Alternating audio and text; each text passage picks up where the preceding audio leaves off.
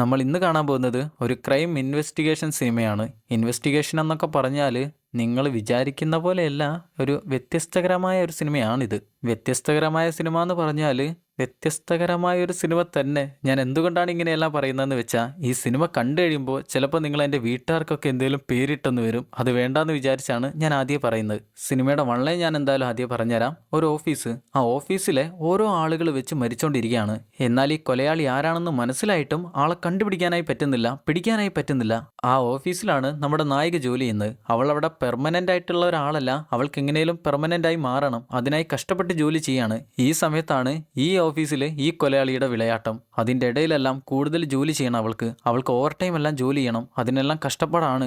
അങ്ങനെ അവസാനം അവൾക്ക് ജോലി കിട്ടിയോ, അല്ലെങ്കിൽ കൊലയാളി അവൾ കണ്ടുപിടിച്ചോ, അല്ലെങ്കിൽ കൊലയാളി അവളെ പിടിച്ച് തിന്നോ എന്നെല്ലാം മനസ്സിലാക്കുന്ന സിനിമയാണ് നമ്മൾ ഇന്ന് കാണാൻ പോകുന്നത്. എന്നാൽ പിന്നെ നമുക്ക് 2015 റിലീസ് ചെയ്ത ഓഫീസ് എന്ന സിനിമയുടെ കഥ കേൾക്കാം. സിനിമ തുടങ്ങുമ്പോൾ തന്നെ ഓഫീസിൽ നിന്ന് ജോലിയെല്ലാം കഴിഞ്ഞ് വീട്ടിലേക്ക് തിരിച്ചു വന്നുകൊണ്ടിരിക്കുന്ന ഒരാളെയാണ് കാണിക്കുന്നത്. അങ്ങേരുടെ മുഖത്ത് വലിയ സന്തോഷമൊന്നുമില്ല. എന്തോ ഓഫീസിൽ നിന്ന് കാര്യമായിട്ട് എന്തോ ചീത്ത കേട്ടെന്നാണ് തോന്നുന്നത്, മനസ്സിലാവുന്നില്ല. എന്തായാലും വിഷമത്തിൽ വീട്ടിലേക്ക് എത്തുമ്പോഴും അങ്ങേരുടെ മുഖത്തിന് മാറ്റമൊന്നുമില്ല. അങ്ങനെ തന്നെയാണ്. അങ്ങനെ വീട്ടുകാരുടെ കൂടെ ഒരുമിച്ചിരുന്ന് ഭക്ഷണമെല്ലാം കഴിച്ച് അങ്ങേര് ഒരു മേട്ടിക്കൊണ്ട് വീട്ടുകാരുടെ അടുത്തേക്ക് വരിക. കെട്ടിയോള് നിങ്ങളെന്താ ഇങ്ങോട്ട് ചുറ്റികയൊക്കെയായി വരുന്നതെന്ന് ചോദിക്കുന്നുണ്ടെങ്കിലും അങ്ങേര് അതിന് മറുപടിയൊന്നും കൊടുക്കാതെ പെട്ടെന്നാണ് അവരെല്ലാം അടിച്ച് കൊല്ലുന്നത്. അങ്ങേരുടെ മകന് കാലിന് കുറച്ച് സ്വാധീന പ്രശ്നമൊക്കെ ഉണ്ട്. അതൊന്നും മെയിൻറ്റ് പോലും ചെയ്യാതെയാണ് അങ്ങേര് കൊന്നുകളയുന്നത്. എല്ലാവരെയും കൊന്നുകളഞ്ഞു. പിന്നെ അടുത്ത ദിവസം ഓഫീസിലേക്ക് ജോലി ചെയ്യാൻ പോകുന്ന ഒരു ലേഡിയാണ് കാണിക്കുന്നത്. അവളുടെ പേരാണ് സാക്കി. അവൾ സിയോളിലാണ് ജോലി ചെയ്യുന്നത്. പക്ഷേ സിയോളിൽ ചിലവെല്ലാം കൂടുതലായതുകൊണ്ട് അവൾ കുറച്ച് അകലെയാണ് വന്ന് താമസിക്കുന്നത്. അതുകൊണ്ട് തന്നെ ജോലിക്ക് രാവിലെ സിയോളിൽ എത്താനായി കുറച്ച് കഷ്ടപ്പാടാ. അങ്ങനെ ഓടി ഓടി റോഡും ട്രെയിനും എല്ലാം താണ്ടി അവൾ ഓഫീസിലെത്തി. അങ്ങനെ അവിടെ ഇരിക്കുമ്പോഴാണ് ഓഫീസിൽ പുതിയൊരാൾ വന്നിരിക്കുന്ന കാണുക. കൂടെ ജോലി ചെയ്യുന്ന ലേഡിയോട് അങ്ങേരിത് ആരാന്ന് ചോദിക്കുന്ന നേരം അവൾ പറഞ്ഞു കൊടുക്കും, നീ അറിഞ്ഞില്ലേ, നമ്മുടെ മാനേജർ കിമ്മില്ലേ, അങ്ങേര് ഇന്നലെ ജോലി കഴിഞ്ഞ് വീട്ടിൽ പോയി വീട്ടിലുള്ള ആളുകളെ എല്ലാവരെയും കൊന്നുകളഞ്ഞു. ഇപ്പോഴങ്ങേരെവിടെയാണെന്ന് ആർക്കും മനസ്സിലാവുന്നില്ല. അങ്ങേരെക്കുറിച്ച് അന്വേഷിക്കാനായി വന്ന ഡിറ്റക്റ്റീവാണ് അങ്ങേര്. അങ്ങേരിപ്പം നമ്മളെ എല്ലാവരെയും ചോദ്യം ചെയ്യാനായി പോവുക. അത് കേൾക്കുന്ന സാക്കിയൊന്ന് ഞെട്ടും. കാരണം അവളുടെ തൊട്ട് പിന്നിൽ ഇന്നലെ ജോലി ചെയ്തുകൊണ്ടിരുന്ന മനുഷ്യനാ. അങ്ങേര് ഇന്നലെ വീട്ടിൽ പോയി ഇപ്പം എല്ലാവരെയും കൊന്നിരിക്കുക എന്നുള്ള വാർത്തയാണ് അവൾ കേൾക്കുന്നത്. പെട്ടെന്നാണ് സാക്കിയുടെ ടീം ലീഡർ അങ്ങോട്ട് വന്ന് ഏയ് മോളെ പണിയെടുക്കെന്നും പറഞ്ഞ് അവൾക്ക് കുറച്ച് ജോലി കൊടുക്കുക. അങ്ങനെ അവൾ ആ ജോലി ചെയ്തുകൊണ്ടിരിക്കുന്ന നേരം ഡിറ്റക്റ്റീവ് എല്ലാവരോടും പറയും, ഹലോ, ഞാൻ ഡിറ്റക്റ്റീവ് ഷിഗമോരി. ഇന്നലെ ഇവിടെ സംഭവിച്ച കാര്യങ്ങൾ എല്ലാവർക്കും അറിയാലോ. അതിനെക്കുറിച്ച് നിങ്ങളോട് കുറച്ച് ചോദ്യങ്ങൾ ചോദിക്കാനാണ് ഞാൻ ഇങ്ങോട്ട് വന്നിരിക്കുന്നത്. എല്ലാവരും ഞങ്ങളുടെ കൂടെ സഹകരിച്ചേ പറ്റുമെന്ന് അങ്ങേര് പറയും. അങ്ങനെ അങ്ങേര് ആദ്യം തന്നെ സാക്കിയുടെ ടീം ലീഡറെയാണ് ചോദ്യം ചെയ്യാനായി കൊണ്ടുവരുന്നത്. കിമ്മിനെക്കുറിച്ച് അവളോട് ചോദിക്കുന്ന നേരം അവൾ പറയും, ആളൊരു പാവാണ്, കൂടുതൽ പ്രശ്നത്തിനൊന്നും ആരോടും നിൽക്കാറുമില്ല. ഡിറ്റക്റ്റീവിൻ്റെ അസിസ്റ്റന്റ് അങ്ങേരെന്തെങ്കിലും സൈക്കോപാത്തിനെ പോലെയൊക്കെ പെരുമാറുന്നതായി നിങ്ങൾക്ക് തോന്നിയിട്ടുണ്ടോ? ലീഡർ വീണ്ടും പറയും, അങ്ങനെയൊന്നും എനിക്ക് ഒരിക്കലും തോന്നിയിട്ടില്ല. ഈ ഓഫീസിൽ ഏറ്റവും പാവമായിട്ടുള്ള ഒരു വ്യക്തി ഉണ്ടെങ്കിൽ അത് അങ്ങേര് മാത്രമാണ്. ഡിറ്റക്റ്റീവ് പറയും, അതൊരിക്കലും നമുക്ക് പറയാൻ പറ്റില്ല. അങ്ങേര് കുടുംബത്തിലെ എല്ലാവരുടെയും തല അടിച്ച് പൊളിച്ചിരിക്കുക. അങ്ങേരുടെ ഭിന്നശേഷിയുള്ള മകൻ്റെ തല വരെ അങ്ങേര് അടിച്ച് ചിന്ന ഭിന്നമാക്കി മാറ്റി. ഈ അവസ്ഥയിൽ നിങ്ങൾ പറയുന്ന വാക്കിനോട് ഞങ്ങൾക്കൊരിക്കലും യോജിക്കാനായി പറ്റില്ല. അങ്ങനെ അടുത്തയാളെ ചോദ്യം ചെയ്യാനായി കൊണ്ടുവന്നു. അവനോട് ചോദിക്കുമ്പോഴും ഈ ഒരു കാര്യം തന്നെയാണ് അവന് പറയാനുള്ളത്, അങ്ങേരാൾ പാവാണെന്ന്. പിന്നെ ഒരു ലേഡിയാണ്, അവളോട് ചോദിക്കുമ്പോൾ അവൾ പറയും, അങ്ങേരെപ്പോഴും ജോലി കഴിഞ്ഞാൽ വീട്ടിലേക്ക് പെട്ടെന്ന് തന്നെ തിരിച്ചു പോകും. കുടുംബക്കാരായിട്ട് വലിയ പ്രശ്നമൊന്നുമില്ല. മാത്രമല്ല കുടുംബത്തിൽ അങ്ങേർക്ക് ഭിന്നശേഷിയുള്ള ഒരു മകനുണ്ട്. അവനെ കാണാനാണ് അങ്ങേർക്ക് ഏറ്റവും കൂടുതൽ ഇഷ്ടം. ജോലി കഴിഞ്ഞാൽ പെട്ടെന്ന് തന്നെ അവൻ്റെ പേരും പറഞ്ഞുകൊണ്ടാണ് അങ്ങേര് ഇവിടെ നിന്ന് ഇറങ്ങി തന്നെ. അവസാനമായി ഓഫീസിലെ ചെറിയ മാനേജറെയാണ് ചോദ്യം ചെയ്യാനായി കൊണ്ടുവരുന്നത്. ആദ്യത്തെ മാനേജർ നമ്മുടെ കിം ആയിരുന്നല്ലോ. കിമ്മിന്റെ സ്ഥാനത്തേക്ക് വരാൻ പോകുന്നയാളാണ് ഈ ചെറിയ മാനേജർ. കിം ആരാന്ന് മനസ്സിലായില്ലേ? ഈ കൊലപാതകങ്ങളെല്ലാം ചെയ്തിരിക്കുന്ന ഈ ഓഫീസിലെ മാനേജറാണ് കിം. എന്തായാലും ഈ ഒരു ചെറിയ മാനേജറുടെ ആഗ്രഹം എന്താന്ന് വെച്ചാൽ എങ്ങനെയും കിമ്മിന്റെ സ്ഥാനത്തേക്ക് എത്തിപ്പെടണം. അതായത് മെയിൻ മാനേജറായിട്ട് മാറണം. അതിനാണ് അങ്ങേര് കഷ്ടപ്പെട്ട് ജോലി ചെയ്യുന്നത് തന്നെ. ഡിറ്റക്റ്റീവ് ചോദിക്കും, ഈ മാനേജർ ബാങ്കിന്റെ ഡയറക്ടറായി മാറണേൽ ഏകദേശം എത്ര വർഷത്തെ എക്സ്പീരിയൻസ് വേണം? ഏകദേശം 4 വർഷത്തെ എക്സ്പീരിയൻസ് വേണമെന്ന് അവനും പറഞ്ഞെടുക്കും. എന്നാൽ 6 വർഷമായിട്ടും ഇതുവരെ കിമ്മിന് ഒരു പ്രൊമോഷൻ പോലും കിട്ടിയിട്ടില്ല. ഡയറക്ടർ സ്ഥാനത്തേക്ക് പ്രൊമോഷൻ കിട്ടിയിട്ടില്ല. ഇത് കേൾക്കുമ്പോൾ തന്നെ ഡിറ്റക്റ്റീവിന് മനസ്സിലായി കിമ്മിന് അർഹിച്ച അംഗീകാരങ്ങളൊന്നും ഈ ഓഫീസിൽ നിന്ന് ഇതുവരെ കിട്ടിയിട്ടില്ല എന്ന്. പക്ഷേ ഏറ്റവും വലിയ പ്രശ്നം എന്താണെന്ന് വെച്ചാൽ ഈ കിം ഡയറക്ടറായി മാറിയിട്ടില്ലേൽ ഈ ചെറിയ മാനേജർക്ക് കിമ്മിൻ്റെ സ്ഥാനത്തേക്ക്, അതായത് മാനേജർ ആവാനായി പറ്റില്ല. അതുകൊണ്ട് ചിലപ്പോൾ കിമ്മിനിട്ട് പണിഞ്ഞത് മാനേജർ ആയിരിക്കുമോ, അതും പറയാൻ പറ്റില്ല. എന്തായാലും അങ്ങേരെയും ചോദ്യം ചെയ്ത് പറഞ്ഞു വിടും. ഈ സമയം സാക്കിയാണ് കാണിക്കുന്നത്. അവൾ ടേബിളിൻ്റെ വെൽപ്പ് വലിച്ച് തുറന്നു നോക്കുന്ന നേരം അതിലെന്തോന്ന് കണ്ട് ഞെട്ടുന്നുണ്ട്. ഈ സമയത്താണ് നമ്മുടെ ഡിറ്റക്റ്റീവ് പുറത്തേക്ക് ഇറങ്ങി വരുന്നത്. അങ്ങേര് സാക്കിയെ കാണുന്ന നേരം ചെറിയ മാനേജറോട് ചോദിക്കും, അവളെ നമ്മൾ ഇതുവരെ ചോദ്യം ചെയ്തില്ലല്ലോ, അതെന്തുകൊണ്ടാ? അതിന് അങ്ങേര് പറയും, അവളിവിടെ പെർമനന്റ് ആയിട്ടുള്ള ആളല്ല, അവളിവിടെ ഇന്റേൺ ആയിട്ട് വന്നയാളാ. ആകെ 4 മാസമായിട്ടേ ഉള്ളൂ. അതുകൊണ്ട് അവൾക്ക് കിമ്മിനെ കുറിച്ച് എന്ത് കാര്യങ്ങളൊക്കെ അറിയാനാ? അവൾ കുറച്ചായിട്ടല്ലേ ഉള്ളൂ. എന്നാൽ ഡിറ്റക്റ്റീവിന് അവളെ ചോദ്യം ചെയ്തേ പറ്റൂ. ഇത് മനസ്സിലാവുന്ന മാനേജർ പെട്ടെന്ന് തന്നെ അവളെ വിളിച്ച് മറ്റേ റൂമിലേക്ക് കൊണ്ടുവന്ന് അവളോട് പറയും, കിമ്മിനെ കുറിച്ച് എന്തേലും ചോദിച്ചാൽ ഒന്നും അറിയില്ല എന്ന് മാത്രമേ പറയാൻ പറ്റൂ. അന്ന് നമ്മുടെ ഓഫീസിൽ നടന്ന കാര്യങ്ങൾ നീ അങ്ങേരോട് പറയാനായി നിന്നാ പിന്നെ ഈ ഓഫീസിൽ നിനക്ക് ജോലി കിട്ടില്ല. അതുകൊണ്ട് ഞാൻ പറയുന്ന കാര്യം ശ്രദ്ധിച്ച് കേൾക്കുക. അങ്ങേര് ചോദിക്കുന്ന ചോദ്യങ്ങൾക്കൊന്നും ഉത്തരം നിനക്ക് അറിയില്ല. എന്നാൽ ഡിറ്റക്റ്റീവ് മണ്ടനൊന്നും അല്ലല്ലോ. അങ്ങേര് പെട്ടെന്ന് തന്നെ വാതിലും തുറന്ന് അകത്തേക്ക് കയറി വരും. ഞാൻ ചോദ്യം ചോദിച്ചോട്ടെ എന്നും ചോദിച്ച് അവളെ ഓഫീസിന്റെ ഏറ്റവും മേലെയുള്ള ഭാഗത്തേക്കാണ് കൊണ്ടു ചെല്ലുക. എന്നാൽ കിമ്മിനെ കുറിച്ച് അവളോട് ചോദ്യം ചോദിക്കുന്ന നേരം, എനിക്ക് അങ്ങേരെ കുറിച്ചൊന്നും അറിയില്ല, ഞാൻ ഇവിടെ വന്നിട്ട് 4 മാസമായിട്ടേ ഉള്ളൂ, ഞാനൊരു ഇന്ത്യൻ ആണെന്നൊക്കെ അവള് പറയും. ഇത് കേൾക്കുന്ന ഡിറ്റക്റ്റീവ്, നീ പറയുന്നത് കേട്ടാൽ മനസ്സിലാകും ആരോ പറഞ്ഞു പഠിപ്പിച്ച കാര്യങ്ങളാണ് നീ ഇപ്പം എന്നോട് പറഞ്ഞിരിക്കുന്നത്. അതുകൊണ്ട് നിനക്കറിയാവുന്ന കാര്യങ്ങളെല്ലാം നീ എന്നോട് തുറന്നു പറ. എന്നാൽ അവൾ പരിങ്ങിയിരിക്കുന്ന കാണുന്ന ഡിറ്റക്റ്റീവ് അങ്ങേരുടെ കാർഡ് അവളുടെ കയ്യിലേക്ക് വെച്ചു കൊടുത്ത്, നിനക്ക് എന്തേലും പ്രശ്നം വന്നാൽ, എന്തേലും ആപത്ത് വന്നാൽ നീ എന്നെ വിളിച്ചാൽ മതിയെന്ന് പറഞ്ഞ് അവിടെ നിന്ന് ഇറങ്ങും. അത് കഴിഞ്ഞ് സാക്കി നേരെ ഓഫീസിലെ മീറ്റിങ്ങിനാണ് പോകുന്നത്. എന്നാൽ മീറ്റിംഗ് ഹാളിൽ ഇപ്പോഴെന്തോ ജോലി നടന്നുകൊണ്ടിരിക്കുക. അതുകൊണ്ട് അവൾ മറ്റൊരു റൂമിൽ ചെന്നാണ് അവളുടെ ജോലികളെല്ലാം ചെയ്യുന്നത്. അവളൊരു ഇന്ത്യൻ ആയതുകൊണ്ട് തന്നെ ഓഫീസിലെ മെയിൻ മീറ്റിങ്ങിലൊന്നും അവൾക്ക് പങ്കെടുക്കാനായി പറ്റില്ല. അങ്ങനെ എല്ലാം കഴിഞ്ഞ് അവൾ നേരെ അവളുടെ ടേബിളിൽ വന്ന് ജോലിയെല്ലാം ചെയ്തുകൊണ്ടിരിക്കുമ്പോഴാണ് കൊലയാളി കിമ്മിന്റെ ടേബിളിന്റെ അടുത്ത് 2 ചെരുപ്പ് കാണുന്നത്. അത് കിമ്മിന്റെ ചെരുപ്പ് തന്നെയാണ്. അതാണേൽ ചെതറി കിടക്കുക. അതുകൊണ്ട് തന്നെ അവൾ ചെന്ന് അതെല്ലാം റെഡിയാക്കി വെക്കും. കൂടെ മേശ കൂടെ ഒതുക്കിക്കൊണ്ടിരിക്കുമ്പോഴാണ് ബോസ് അതുവഴി വരുന്നത്. ബോസ് അവളെ കാണുമ്പോൾ തന്നെ, ഹേയ് നീ ഇവിടെ എന്ത് ജോലി ചെയ്യാ? നിനക്ക് വേറെ കുറച്ച് ജോലി വന്നിട്ടില്ലേ? അതെല്ലാം ആദ്യം ചെയ്യുന്നു പറഞ്ഞ് അവളെ വഴക്ക് പറയും. എന്നാൽ ഈ സമയത്ത് അവൾ ആ ടേബിളിൽ ഉണ്ടായിരുന്ന ഒരു ക്ലോക്കാണ് കാണുന്നത്. അതിലിപ്പോൾ 9 മണിയെന്ന് സെറ്റായി കിടക്കുക. ഇത് കാണുന്ന അവൾക്ക് എന്തോ ഒരു സംശയം തോന്നി പെട്ടെന്ന് തന്നെ അവളുടെ ടേബിളിന്റെ അടുത്തേക്ക് വന്ന് വെൽപ്പ് തുറന്നു നോക്കുന്ന നേരം അവൾ അതിൽ ഒരു കത്തിയാണ് കാണുന്നത്. ഈ കത്തി ആരുടെ കത്തിയാണ്, എങ്ങനെ അവിടെ വന്നു, എന്തിനവിടെ വന്നു, അതിനെക്കുറിച്ചൊന്നും അവൾക്കറിയില്ല. എന്നാൽ പെട്ടെന്നാണ് കൂടെ ജോലി ചെയ്യുന്ന ലേഡി വാ മീറ്റിങ്ങിന് പോവാന്നും പറഞ്ഞ് അവളെ വിളിക്കുക. ഇത്രയും കാലം കമ്പനിയുടെ മീറ്റിങ്ങിലൊന്നും അവളെ വിളിച്ചിട്ടില്ലായിരുന്നു. എന്നാൽ ഇപ്പോൾ വിളിച്ചത് അവൾക്ക് വലിയ സന്തോഷമായി. അവൾ പെട്ടെന്ന് തന്നെ അങ്ങോട്ട് ഓടിച്ചെല്ലും. എന്നാൽ പന്തം കണ്ട് പേടിച്ച് ഓടിയത് പന്തം കൊളുത്തി പടിയിലേക്കാന്ന് പറഞ്ഞ പോലെ അവൾ അങ്ങോട്ട് ഓടിച്ചെന്നപ്പോൾ തന്നെ ബോസ് എല്ലാവരെയും ചീത്ത പറഞ്ഞുകൊണ്ടിരിക്കുകയാണ്. അവളുടെ ലീഡറെയും മാനേജറെയും എല്ലാവരെയും ചീത്ത പറഞ്ഞുകൊണ്ടിരിക്കുക. മാനേജർ എന്ന് പറഞ്ഞാൽ ചെറിയ മാനേജർ. ഒറ്റ ഒരെണ്ണത്തിന് നേരം വേണം ജോലി ചെയ്യാൻ പറ്റില്ല. എന്നാൽ പിന്നെ എന്തിനാണ് നേരം വെളുക്കുമ്പോൾ തന്നെ ഇങ്ങോട്ട് വന്ന് പൊങ്ങാത്ത പണിയെല്ലാം എടുത്ത് പൊക്കി നോക്കുന്നത്? ബോസ് രാവിലെ തന്നെ മുടയാണ്. എല്ലാവരെയും ചീത്ത പറഞ്ഞുകൊണ്ടിരിക്കുക. അവരുടെ കമ്പനിയുടെ മാർക്കറ്റെല്ലാം ഇപ്പം ഇടിഞ്ഞുകൊണ്ടിരിക്കുകയാണ്. അതിന്റെ ദേഷ്യത്തിലാണ് അങ്ങേര്. ഇപ്പോഴാണ് ഇവിടെ ബാക്കിയുള്ള കാര്യങ്ങൾ നോക്കാൻ കിമ്മുമില്ല. ഇനി കിമ്മിന്റെ സ്ഥാനത്തേക്ക് ആരെങ്കിലും ഒരാൾ വരണമെന്ന് പറഞ്ഞുകൊണ്ട് ചെറിയ മാനേജറോടാണ് അതിനെക്കുറിച്ചുള്ള കാര്യങ്ങളെല്ലാം പറയുക. അത് കേൾക്കുമ്പോൾ തന്നെ അങ്ങേർക്ക് മനസ്സിലായി ഇനി ഇവിടെ മാനേജർ ആകാൻ പോകുന്നത് അങ്ങേരാണെന്ന്. എന്തായാലും എല്ലാവരെയും ചീത്ത പറയല്ലേ, കൂടെ നമ്മുടെ സാക്കിയെ കൂടെ ചീത്ത പറയും. നീ ഒരു ഇന്ത്യൻ ആണെന്ന് വിചാരിച്ച് ഇവിടുന്ന് അല്ലറ ചില്ലറ പണിയെടുത്ത് കളിച്ചാൽ പോരാ. ഇന്ത്യന് വരുന്ന ആൾക്കാർക്കൊന്നും ഇവിടെ ജോലി എടുത്ത് കൊടുക്കുന്നില്ല. അതുകൊണ്ട് നല്ലപോലെ പണിയെടുത്താൽ നിനക്ക് ഇവിടെ തന്നെ നിൽക്കാം. അങ്ങനെ എല്ലാവരെയും പറഞ്ഞു വിടും. കുറച്ച് കഴിഞ്ഞ് ബോസും ചെറിയ മാനേജറും കൂടെ സിഗരറ്റ് വലിക്കാനായി ഓഫീസിലെ മറ്റൊരു ഭാഗത്തേക്ക് എത്തും. അവര് രണ്ടുപേരും സിഗരറ്റ് വലിക്കുന്ന കാര്യത്തിൽ വലിയ കൂട്ടുകാരാ. എന്നാൽ ഈ സമയമാണ് ബോസ് അങ്ങേര് തലേ ദിവസം കണ്ട ഒരു സ്വപ്നത്തെക്കുറിച്ച് മാനേജറോട് പറഞ്ഞു കൊടുക്കുന്നത്. ഈ ബിൽഡിങ്ങിന്റെ ഏറ്റവും താഴെയുള്ള പാർക്കിങ്ങിൽ അങ്ങേര് കാറിൽ അങ്ങനെ കിടക്കായിരുന്നു. അപ്പോഴാണ് ദൂരെ നിന്ന് ആരോ അങ്ങോട്ട് വരുന്ന പോലെ ഒരു തോന്നല്.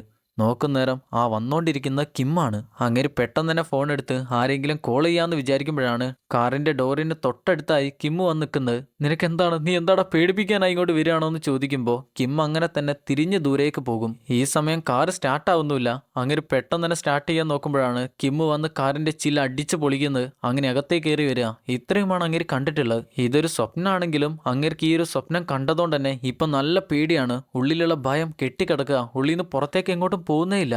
എന്നാൽ ചെറിയ മാനേജർ പറയും, നിങ്ങൾ ഇനി തിരിച്ചു പോകുന്ന നേരം ഒരിക്കലും ഒറ്റയ്ക്ക് കാറിൽ പോകണ്ട. കാർ ഓടിക്കാനായി നിങ്ങൾ എന്നെ വിളിച്ചാൽ മതി. ശരിക്കും അവര് 2 പേര് തമ്മിൽ എന്തോ ഒരു വലിയ രഹസ്യം ഉള്ളിൽ വെക്കുന്നുണ്ട്. അവർക്ക് എന്തൊക്കെയോ ഒന്ന് അറിയാം. പിന്നെ നമ്മൾ കാണുന്നത് കിമ്മ് കൊലപാതകം ചെയ്തിരിക്കുന്ന അന്നത്തെ ദിവസം സംഭവിച്ചിരിക്കുന്ന കാര്യങ്ങളാണ്. അന്ന് ഓഫീസിൽ സംഭവിച്ചിരിക്കുന്ന കാര്യങ്ങളാണ് നമ്മളിപ്പോൾ കാണുന്നത്. ഓഫീസിലെ മീറ്റിംഗ് എല്ലാം കഴിഞ്ഞ് ലീഡറും കൂടെ ഉണ്ടായിരുന്ന ആളുകളും എല്ലാവരും കൂടെ ഭക്ഷണം കഴിക്കാനായി പോവുകയാണ്. എന്നാൽ അവരെല്ലാവരും സംസാരിക്കുന്ന കേട്ടാൽ മനസ്സിലാകും മീറ്റിംഗിൽ വെച്ച് ബോസ് കിമ്മിനെ കുറിച്ച് മോശമായിട്ട് പല കാര്യങ്ങളും പറഞ്ഞിട്ടുണ്ട്. ജോലിയുടെ കാര്യത്തിൽ മാത്രമല്ല അങ്ങയുടെ കുടുംബത്തെക്കുറിച്ചും പല മോശമായിട്ടുള്ള കാര്യങ്ങൾ പറഞ്ഞിട്ടുണ്ട്.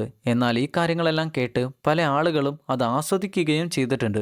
എന്നാലും കൂട്ടത്തിലെ ചിലർക്കൊരു വിഷമം. എന്നാൽ ഈ സമയത്താണ് സാക്കി അങ്ങോട്ട് കയറി വരുന്നത്. മാനേജർ കിമ്മിനെ ഞാനിപ്പോൾ പോയി കണ്ടിരുന്നു. അങ്ങേരിപ്പോൾ നല്ല മൂഡിലല്ല ഇരിക്കുന്നത്. അതുകൊണ്ട് ഭക്ഷണം കഴിക്കാൻ പോകുന്നേരം നമുക്ക് അങ്ങേരെ കൂടെ വിളിച്ചാലോ? എന്നാൽ അവർ പറയും, അങ്ങനെയാണേ ഓക്കെ, നീ അങ്ങേരെ അങ്ങേരെ പോയി വിളിച്ചു വാ, ഞങ്ങൾ പോയിരിക്കുന്ന ലൊക്കേഷൻ നിനക്ക് പറഞ്ഞുതരാം, ഞങ്ങൾ എന്തായാലും ഇപ്പം ഇറങ്ങാമെന്ന് പറയും.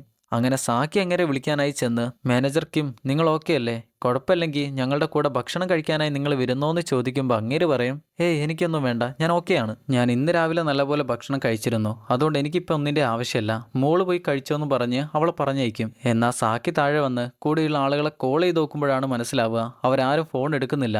ശരിക്കും അവരെല്ലാവരും അവളെ പറ്റിച്ചാണ് ഭക്ഷണം കഴിക്കാനായി പോയിരിക്കുന്നത്.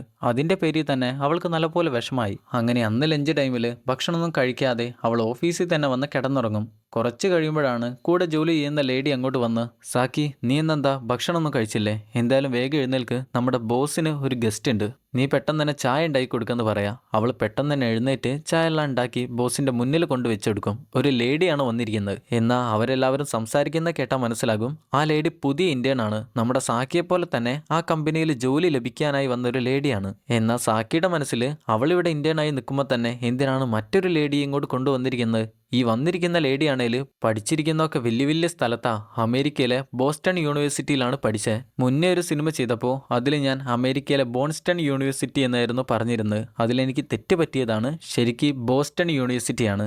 എന്തായാലും പുതിയൊരു ലേഡി വന്നതിൽ സാക്കിക്ക് നല്ല വിഷമായി. അവളാണ് നല്ലപോലെ പഠിച്ചിരിക്കുന്ന പെണ്ണുമാണ്. ബോസിനാണേൽ അവളോട് സംസാരിക്കുന്ന നേരം കുറച്ചധികം ഒരു സ്നേഹപ്രകടനം, അതിൻ്റെ ആവശ്യമൊന്നുമില്ലല്ലോ, സാക്കിയെയും അവളെയും ഒരുപോലെയല്ലേ കണ്ട്. പക്ഷെ ഇതങ്ങനെയൊന്നും അല്ല.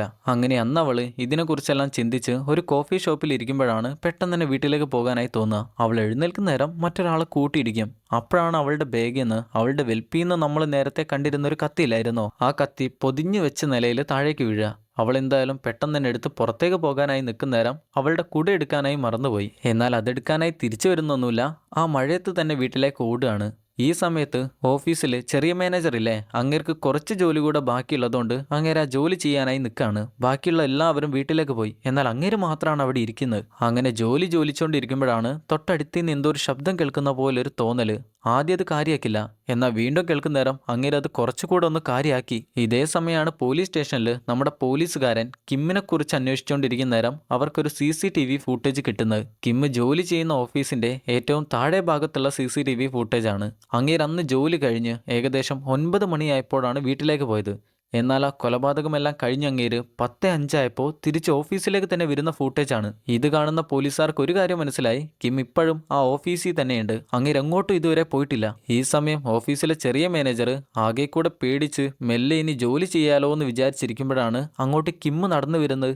അങ്ങേർക്കാണെ വലിയ ഭാവമാറ്റമൊന്നുമില്ല. അങ്ങേരാണെ മഴയിൽ നനഞ്ഞാണിരിക്കുന്നത്. പേടിക്കുന്ന ചെറിയ മാനേജർ നിങ്ങൾ എന്താ ഇവിടെ കാണിക്കുന്നതെന്ന് ചോദിക്കുന്ന നേരം നീ എന്താണ് ഇവിടെ ചെയ്യുന്നത്, അതൊക്കെ ചെയ്യാനാണ് ഞാൻ ഇങ്ങോട്ട് വന്നതെന്ന് പറഞ്ഞുകൊണ്ട് കിം അവിടെ ചെന്നിരിക്കും. എന്നാൽ കിമ്മിന്റെ ഭാവമെല്ലാം കാണുന്ന ചെറിയ മാനേജർക്ക് നല്ല പേടിയുണ്ട്. അതുകൊണ്ട് തന്നെ മെല്ലെ ഫോൺ എടുത്ത് പോലീസുകാരെ കോൾ ചെയ്യുമെന്ന് ആർക്കോ മെസ്സേജ് ചെയ്യാണ്. അപ്പോഴാണ് കിം തൊട്ടടുത്ത് വന്ന് നീ എന്താ ചെയ്യുന്നത് ചോദിക്കുന്നത്. പേടിച്ച് വീഴുന്ന അങ്ങേര് പെട്ടെന്ന് തന്നെ കുറച്ച് അകലേക്ക് ഓടി വന്ന് ഒളിച്ചു നിൽക്കും. എന്നാലും കാര്യമുണ്ടോയെന്ന് അറിയില്ല, ഇവിടെ നിന്ന് എങ്ങനെയും രക്ഷപ്പെട്ടേ പറ്റൂ. അങ്ങേര് മെല്ലെ മെല്ലെ ഒളിച്ചും പാത്തും ഓഫീസിന്റെ ഏറ്റവും മുന്നിലെ വാതിലിനടുത്തേക്ക് ചെല്ലുമ്പോഴാണ് മനസ്സിലാവുക വാതിൽ തന്നെ ലോക്ക് ചെയ്ത് വെച്ചിരിക്കുക ചങ്ങല കൊണ്ട്, ഇനി പുറത്തിറങ്ങാനും പറ്റില്ല. എന്നാൽ ഈ സമയം കിം ഓഫീസിൽ തന്നെ ഉണ്ടെന്ന് മനസ്സിലാക്കുന്ന ഡിറ്റക്റ്റീവ് പെട്ടെന്ന് തന്നെ ഓഫീസിലേക്ക് തിരിച്ചെത്തി. അങ്ങനെ സെക്യൂരിറ്റിയുടെ കൂടെ ചെന്ന് ഡോറ് തുറക്കാനായി നിൽക്കുന്ന നേരം അവിടെ വാതിലിൽ ഇപ്പം ചങ്ങലക്കൊന്നും ലോക്ക് ചെയ്ത് വെച്ചിട്ടില്ല. എന്തായാലും സ്കാൻ ചെയ്ത് അവരകത്തേക്ക് കയറി ചെന്നു. എന്നാൽ അവിടെ എവിടെയും ആരെയും കാണുന്നില്ല, ഒരു ശബ്ദം പോലുമില്ല. അങ്ങനെ അങ്ങേര് മെല്ലെ മുന്നിലേക്ക് നടക്കുമ്പോഴാണ് പെട്ടെന്നൊരു ശബ്ദം. അങ്ങേര് പെട്ടെന്ന് തന്നെ ഗണ്ണെടുത്തു. ഏതോ ഒരു ടേബിളിന്റെ താഴെ വെച്ചാണ് ശബ്ദം കേൾക്കുന്നത്. അങ്ങേര് ആ ഗണ്ണുമായിട്ട് അങ്ങോട്ട് ചെല്ലുന്ന നേരം പെട്ടെന്നാണ് നമ്മുടെ സാക്കി അങ്ങോട്ട് എഴുന്നേൽക്കുന്നത്. അവൾ അങ്ങേരെ കണ്ട് പെട്ടെന്ന് പേടിക്കും. നീ എന്താ ഇവിടെ നിൽക്കുന്നത് ചോദിക്കുമ്പോൾ ഞാനൊരു ഫയൽ എടുക്കാനായി മറന്നുപോയി, അതെടുക്കാനായി തിരിച്ചു വന്നാന്ന് പറയും. ഇനി ഇവിടെ ചുറ്റിക്കറങ്ങാനായി നിൽക്കണ്ട, പെട്ടെന്ന് തന്നെ വീട്ടിലേക്ക് പോയിക്കോ. എന്നാൽ ഡിറ്റക്റ്റീവിന് അറിയാം അവളുടെ വീട് ഇവിടെ വെച്ച് കുറേ ദൂരെയാണെന്ന്. അതുകൊണ്ട് തന്നെ അങ്ങേരാണ് അവളെ കാറിൽ കൊണ്ട് പോകുന്നത്. പോകുന്ന വഴിയിൽ കിമ്മിനെക്കുറിച്ച് അവളോട് ചോദിക്കുന്ന നേരം ഞാൻ വന്നിട്ട് ഏകദേശം 4.5 മാസമായി, പക്ഷെ അങ്ങേരോട് ഞാൻ സംസാരിക്കുമ്പോഴെല്ലാം അങ്ങേര് വലിയ കുഴപ്പക്കാരനല്ല എന്ന് മാത്രമാണ് എനിക്ക് തോന്നിയത്, അല്ലാതെ അങ്ങേരുടെ ഉള്ളിൽ ഇങ്ങനെ വലിയ പ്രശ്നം ഉണ്ടാവുന്നൊന്നും എനിക്ക് തോന്നിയില്ല. പിന്നെ ഒരു കാര്യം കൂടെ, ബാക്കിയുള്ളവർ അങ്ങേരെക്കുറിച്ച് എന്ത് വേണേലും പറഞ്ഞോട്ടെ, പക്ഷെ എന്നോട് അങ്ങേര് മാന്യമായി മാത്രമേ പെരുമാറിയിട്ടുള്ളൂ, മോശമായിട്ടൊന്നും ഇതുവരെ പെരുമാറിയിട്ടില്ല. എന്നാൽ ഡിറ്റക്റ്റീവ് വീണ്ടും ഓഫീസിലേക്ക് തന്നെ തിരിച്ചു വന്ന് CCTV എല്ലാം ഒന്നുകൂടെ ചെക്ക് ചെയ്യും. എന്നാൽ CCTVയിലൊന്നും പുതുതായി ഒന്നും കണ്ടെത്താനായി പറ്റുന്നില്ല. പിറ്റേന്ന് രാവിലെ തന്നെ ഓഫീസിൽ വലിയൊരു മീറ്റിംഗ് നടക്കാനായി പോവാണ്. ബോസ് രാവിലെ തന്നെ അങ്ങോട്ട് കയറി ചെല്ലുന്ന നേരം ചെറിയ മാനേജർ ഇതുവരെ എത്തിയിട്ടില്ല. പ്രശ്നം എന്താന്ന് വെച്ചാൽ അങ്ങേരില്ലാതെ മീറ്റിംഗ് നല്ലപോലെ കൊണ്ടുപോകാനായി പറ്റില്ല. എന്തായാലും വന്നിരിക്കുന്ന ആളുകളോടും എല്ലാവരോടും ബോസ് ആളിപ്പോൾ എത്തും, നിങ്ങളൊന്ന് വെയിറ്റ് ചെയ്യണമെന്നൊക്കെ പറഞ്ഞ് ഡീൽ ചെയ്തുകൊണ്ടിരിക്കുക. എന്നാൽ വന്നിരിക്കുന്ന ആളുകളെല്ലാവരും വലിയ വലിയ ബിസിനസ് സ്ഥാപനങ്ങളിൽ ജോലി ചെയ്യുന്ന ആളുകളായതുകൊണ്ട് തന്നെ അവർക്ക് സമയത്തിനൊക്കെ നല്ല വിലയുണ്ട്. അവർക്കെല്ലാവർക്കും ദേഷ്യം വന്നു. അങ്ങനെ അവർ ചീത്ത പറഞ്ഞുകൊണ്ടിരിക്കുമ്പോഴാണ് ഒരാളുടെ തലയിലേക്ക് ചോരത്തുള്ളി വീഴുന്നത്. കാര്യം എന്താണെന്ന് മനസ്സിലാവാതെ മെല്ലെ മേലേക്ക് നോക്കുമ്പോഴാണ് റൂഫും പൊളിച്ചുകൊണ്ട് ചെറിയ മാനേജറുടെ ബോഡി താഴേക്ക് വീഴുന്നത്. അങ്ങനെ കെട്ടിത്തൂക്കി വെച്ചിരിക്കുന്ന നിലയിലാണ് അങ്ങനെ താഴേക്ക് വരുന്നത്. സംഭവിച്ചിരിക്കുന്നത് എന്താണെന്ന് ആർക്കും ഒന്നും മനസ്സിലാവുന്നില്ല. എന്തായാലും എല്ലാവരും പേടിച്ചു കഴിഞ്ഞു. അങ്ങനെ ഇപ്പൊ ഡിറ്റക്റ്റീവ്സ് എത്തി അവരെല്ലാം അവിടെ ചെക്ക് ചെയ്തുകൊണ്ടിരിക്കുക. അപ്പോഴാണ് ചെറിയ മാനേജറുടെ പുസ്തകത്തിൽ അങ്ങേര് മരിക്കണം, ജീവിച്ച് മടുത്തു എന്നെല്ലാം എഴുതി വെച്ചിരിക്കുന്ന കാണാം. അതിനെക്കൊണ്ടൊക്കെ എന്തെങ്കിലും പ്രയോജനം ഉണ്ടോയെന്ന് ചോദിച്ചാൽ അതൊന്നും അറിയില്ല. എന്തായാലും ഇപ്പം അങ്ങേരുടെ മരണച്ചടങ്ങാണ് കാണിക്കുന്നത്. പോലീസുകാർ അങ്ങേരുടെ അവസാനത്തെ കോൾ റെക്കോർഡ് ചെക്ക് ചെയ്ത് നോക്കി. അതിൽ ഭാര്യയാണ് കോൾ ചെയ്തിരിക്കുന്നത്. അവർ തമ്മിൽ ചെറിയ സൗന്ദര്യപ്പിണക്കെന്നല്ലാതെ വേറെ പ്രശ്നമൊന്നുമില്ല. ഈ സമയം ഇതെല്ലാം കണ്ടുകൊണ്ടിരിക്കുന്ന ബോസിന് ഇതൊന്നും സഹിച്ചു നിൽക്കാനായി പറ്റിയില്ല. അങ്ങേരുടെ ഒരു കൂട്ടുകാരനായിരുന്നല്ലോ മാനേജർ. അവരൊരുമിച്ചായിരുന്നല്ലോ സിഗരറ്റ് എല്ലാം വലിക്കാറ്. അങ്ങേര് പെട്ടെന്ന് തന്നെ പോലീസുകാരുടെ മുന്നിലേക്ക് വന്ന്, നിങ്ങൾക്ക് എന്ത് പണിയാടോ എടുക്കുന്നത്? ഈ പണി നല്ലപോലെ അറിയില്ലെങ്കിൽ നിങ്ങൾ വേറെ ആരെങ്കിലും പണിക്ക് വിളിക്കുക, അല്ലാതെ ഇങ്ങനെ തെണ്ടി തിരിഞ്ഞ് നടക്കല്ല വേണ്ടേ. ഈ സമയം ബോസ് ഓഫീസിൽ എങ്ങനെയാണോ പെരുമാറുന്നത് അതുപോലെയാണ് പോലീസുകാരോട് സംസാരിക്കുന്നത്. എന്തായാലും അങ്ങേരെയെല്ലാം പിടിച്ചു മാറ്റി കുറച്ച് കഴിഞ്ഞ് നമ്മുടെ ഡിറ്റക്റ്റീവ് ടീം ലീഡറിലായിരുന്നോ ആ ലേഡി, അവളോട് സംസാരിക്കാനായി കുറച്ച് മാറ്റി നിർത്തും. നിങ്ങളുടെ ഓഫീസിലെ ആ സാക്കി എന്ന പേരുള്ള പെൺകുട്ടിയില്ലായിരുന്നോ, അവളെന്താ ഇങ്ങോട്ട് വരാത്തെ? അതിന് അവൾ പറയും, അവൾ ഇങ്ങോട്ട് വരേണ്ട ആവശ്യമൊന്നുമില്ല, അവളൊരു ഇന്റേൺ ആണ്, ഇതിലൊന്നും പങ്കെടുക്കേണ്ട ആവശ്യമില്ല. എന്നാൽ അങ്ങേര് പറയും, ഞാൻ അവളോട് ചോദ്യം ചെയ്യാനായി പലതവണ ശ്രമിച്ചിട്ടുണ്ട്, പക്ഷെ അതിനൊന്നും ആരും സമ്മതിക്കാത്ത പോലെയാണ് എനിക്ക് തോന്നുന്നത്. എന്തായാലും കിമ്മിൻ്റെ കാര്യത്തിൽ എനിക്ക് എന്തെങ്കിലും ഒരു തുമ്പ് കിട്ടിയേ പറ്റൂ. അപ്പോഴാണ് അവൾ പറയാ, കിമ്മല്ലേ, കിം അങ്ങനെ ചെയ്തില്ലെങ്കിലേ ഉള്ളൂ, അങ്ങേര് അങ്ങനെയെല്ലാം പറയുന്നത്. ഇത് കേൾക്കുന്ന ഡിറ്റക്റ്റീവ് ചോദിക്കും, നിങ്ങൾ ആദ്യം പറഞ്ഞിരുന്ന അങ്ങേര് പാവാണ്, അങ്ങേരെക്കാളും വലിയ പാവം ഈ ഓഫീസിൽ വേറെ ഇല്ല, ഇപ്പം നിങ്ങൾ എന്താ പറയുന്നത്? തോന്നുമ്പോൾ ഇങ്ങനെ ഓരോന്ന് പറഞ്ഞ് ഞങ്ങളെ മണ്ടന്മാരാക്കാൻ നോക്കുകയാണോ? അവൾ അന്നേരം പറയും, കഴിഞ്ഞ ദിവസം അവൾ ഓഫീസിൽ ജോലി ചെയ്തുകൊണ്ടിരിക്കുന്ന നേരം അവൾക്ക് നല്ലപോലെ ഉറക്കം വന്നു. അപ്പോഴാണ് ടേബിളിനടിയിൽ വെച്ച് എന്തോ ഒരു ശബ്ദം കേൾക്കുന്നത്. മെല്ലെ താഴേക്ക് നോക്കിയപ്പോഴാണ് കിടന്നുറങ്ങുന്ന കിമ്മിനെ അവൾ കാണുന്നത്. അത് കണ്ട് അവൾ പേടിച്ചു. എന്നാൽ പെട്ടെന്ന് തന്നെ വീണ്ടും നോക്കിയപ്പോൾ അവിടെ വേറെ ആരുമില്ല. സംഭവിച്ചിരിക്കുന്ന കാര്യം അവൾക്ക് തോന്നിയതായിരിക്കാം, പക്ഷെ ഈ ഒരു കാര്യം കൊണ്ട് തന്നെ അവൾക്കിപ്പോൾ നല്ല പേടിയാണ്. ബോസ് കണ്ട പോലെ തന്നെ ഒരു സ്വപ്നമാണ് അവളും കണ്ടിരിക്കുന്നത്. എന്തായാലും ഡിറ്റക്റ്റീവ് ഒരു കാര്യം ഉറപ്പിച്ചു, ഇന്ന് തന്നെ ഓഫീസിലേക്ക് ആളുകളെയും കൊണ്ടുചെന്ന് എങ്ങനെയും ആ കിമ്മിനെ കണ്ടുപിടിക്കുക. ഒന്നുമില്ലേലും അകത്തേ കയറി ചെന്ന കിം ഇതുവരെ പുറത്തിറങ്ങിയിട്ടില്ലല്ലോ. എന്നാൽ ഇതേ സമയത്ത് ഓഫീസിൽ നമ്മുടെ സാക്കി ജോലി ചെയ്തുകൊണ്ടിരിക്കുന്നുണ്ട്. പക്ഷെ നമ്മുടെ ഡിറ്റക്റ്റീവ് ടീമിനെ കാത്തു നിൽക്കുമ്പോഴാണ് ചീഫ് അങ്ങേരെ വിളിക്കുന്നത്. ചീഫ് എന്താണ് പറയുന്നതെന്ന് വെച്ചാൽ, ഈ ഓഫീസിലെ ബോസ് അങ്ങേർക്കെതിരെ കേസ് കൊടുത്തിട്ടുണ്ട്. ജോലി ചെയ്യുന്ന സമയങ്ങളിലും അല്ലാതെയും അങ്ങേര് അവിടെ കയറി വരുന്നു, ചോദ്യം ചെയ്യുന്നു, ജോലി തടസ്സപ്പെടുത്തുന്നു എന്നെല്ലാം പറഞ്ഞുകൊണ്ടാണ് കേസ്. ഈ ഒരു കാരണം കൊണ്ട് തന്നെ ഡിറ്റക്റ്റീവിന് ഓഫീസിൽ കയറി തെരച്ചിലൊന്നും നടത്താനായി പറ്റില്ല.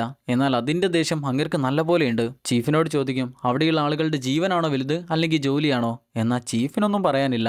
അങ്ങേർക്ക് കിട്ടിയ ഓർഡർ അങ്ങേര് അതുപോലെ തന്നെ ചെയ്യുന്നു. ഈ സമയം ഓഫീസിലിരിക്കുന്ന സാക്കി ചാറ്റ് ബോക്സ് തുറന്നു നോക്കുന്ന നേരം അതിലുണ്ട് കിമ്മിന്റെ മെസ്സേജ് വന്നെടുക്കുന്നത്. അങ്ങേരുടെ സീറ്റിലേക്ക് നോക്കുന്ന നേരം അങ്ങേര് അവിടെ ഇല്ല. പക്ഷെ ഇപ്പോഴും മെസ്സേജ് വന്നുകൊണ്ടിരിക്കുന്നുണ്ട്. സാക്കി, നീ അവിടെ എന്താ ചെയ്യുന്നത്? അവള് പറയാണ്, ഞാൻ ജോലി ചെയ്യാണ്, നിങ്ങളെവിടെ? എന്നാൽ അങ്ങേര് അതിനൊന്നും പറയുന്നില്ല. സാക്കി മറുപടി കൊടുക്കുന്നുണ്ടെങ്കിലും അവൾക്ക് നല്ലപോലെ പേടിയാവുന്നുണ്ട്.